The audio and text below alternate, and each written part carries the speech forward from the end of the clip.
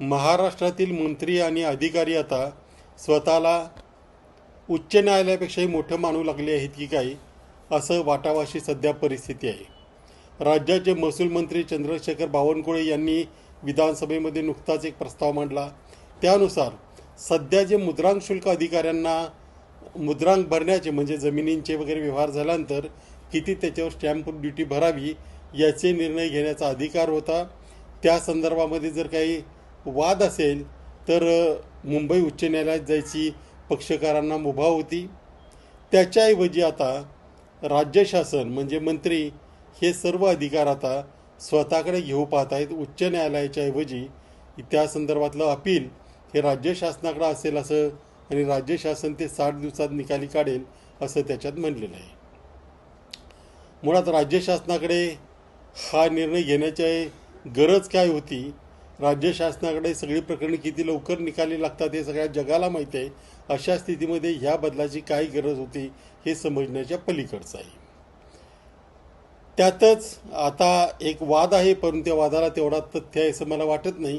कारण हा प्रकार हा काय मुंडवा लँड स्कॅमशी म्हणजे पार्थ पवार किंवा इतरांना त्याचा फायदा व्हावा याच्याशी निगडीत आहे की काय असं म्हटलं जातं आहे, परंतु मला तसं वाटत नाही। याचं कारण असं आहे की कुठलाही कायदा हा पूर्वलक्षी प्रभावाने लागू होत नसतो, परंतु तरीही हा जो काही बदललेला नियम आहे तो भावी काळामध्ये सगळ्या बिल्डरांना आणि या व्यावसायिकांना त्रास देणारा ठरेल याच्या बाबतीत मात्र कुठलीही शंका नाही।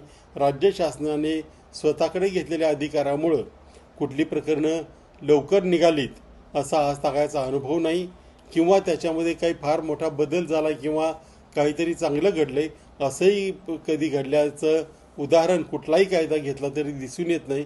त्यामुळे हा निर्णय घेण्यामागे काय भूमिका होती हे आता स्वतः बावनकुळे सांगू शकतील, परंतु या निर्णयाचे चांगले परिणाम काय होतील असं मात्र मला अजिबात वाटत नाही।